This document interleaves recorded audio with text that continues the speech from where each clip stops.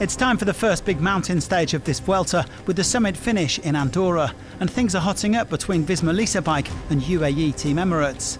Visma's Jonas Vingegaard is back in the red jersey, but he has 3 riders from UAE on his tail after their victory in the team time trial. We have to be super careful. I mean, Soler is always a danger man in the Vuelta. He's always incredibly strong, and he's not afraid to risk it from a long ways out to attack. So we have to especially keep an eye on him, and then of course in the final with Ayuso and Almeida. We're not really 3 behind Jonas, just 2, Juan and Joao. I'm up there because of the circumstances of the race, but it's good because I can take advantage of any movement.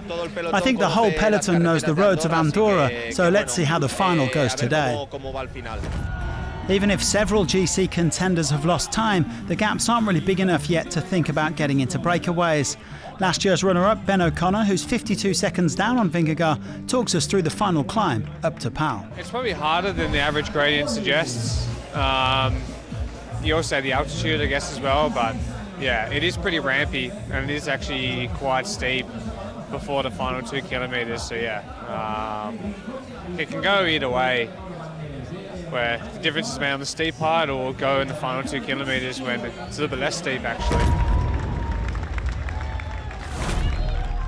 In recent years, Andorra has become a major hub for professional cyclists, and plenty of the riders at this Vuelta call it home, so they will know exactly what to expect today. 3,500 metres of climbing, with the first Cat 1s of this race, the Collado de Toses, and the final climb up to Pal, which is 9.6 kilometres at 6.3%. It is their first proper test for the riders who want to win this Vuelta.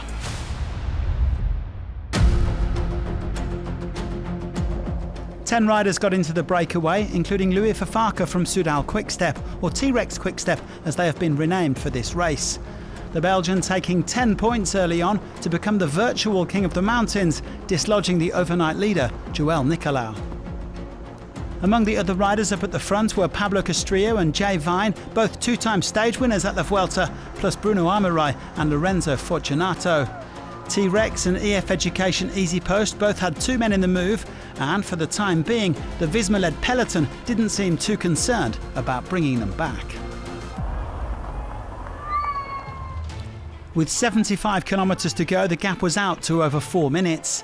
After some early showers, the roads were starting to dry out and the rain gear was coming off, although there was a good chance of more wet conditions in the final.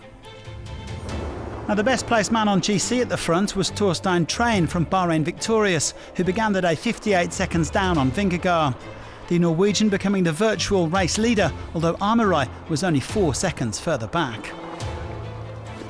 In the long valley leading to Andorra, it became apparent that the peloton were happy to let the breakaway contest the stage win, and Vingegaard was happy to let go of red.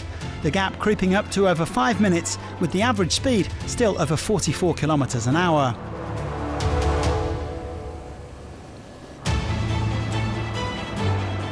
By the time they crossed into Andorra, the breakaway led by 6.5 minutes. Their maximum gap was 6:42, and so the peloton finally decided to up the tempo a bit.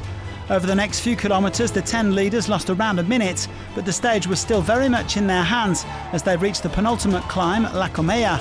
Short and steep this one, 4.2 k's at 8%. In the peloton, Raul Garcia Pierna attacked, although the leader of Arkea B&B Hotels didn't go far. No attacks yet in the front group, with their lead now cut to 4 minutes. Well, Armirail was struggling a bit as they made their way up the climb, while further back, Visma was still pacing the bunch. Jay Vine then made his move, not on the climb, but on the descent just after it, catching his fellow escapees by surprise. The Australian pulling 50 seconds clear before the final climb to Pal. With the Aussie soaring away to victory, the biggest question now was who would end up in the red jersey, Train or Armirail. The 2 riders were still separated by that minuscule gap of 4 seconds.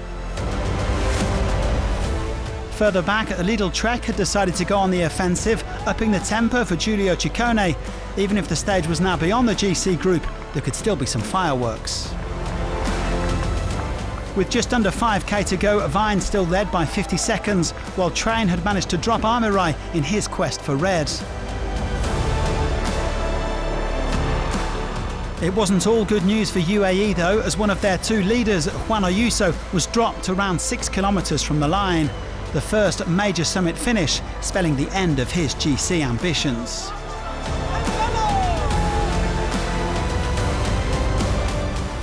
Now we see the first move from the peloton behind. Giulio Ciccone strikes to gain some time on his rivals. Jonas Vingegaard, cute to that move. The red jersey gets himself right onto the wheel of the Italian from Lidl Trek. Well, Ciccone giving it a good go, but the gradients weren't really steep enough to open up big gaps. That being said, a group containing Santiago Buitrago, Ben O'Connor, Mikel Landa and David Gaudu would lose around 30 seconds.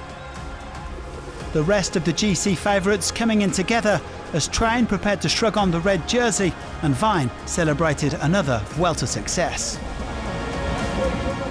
Grand Tour stage victory number 3 for the Australian. His first Grand Tour stage victory in the colours of UAE Team Emirates XRG, and he wins the first mountain test.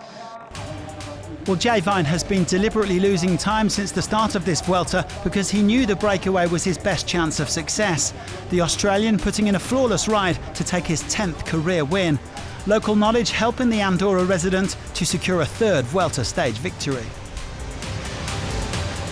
I know these roads pretty well. I'm from just down the hill, so Comella is my favourite climb in all of Andorra, and I would have normally liked to have done it way harder, but you know, with the headwind, it was hard to get the guys to really pull through and make it really hard, so I decided to go at the top, and with the wet descent, I know the descent really well.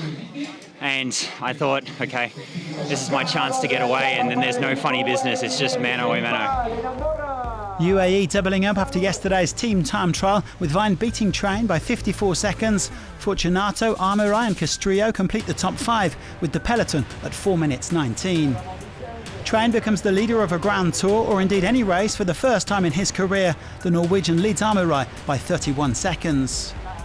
Vine also takes the polka dot jersey, which he won last year. Defending it could become an objective, depending on how much freedom he is given by the team. And we have a new white jersey in Giulio Pellizzari after Ayuso lost 7.5 minutes to the GC group.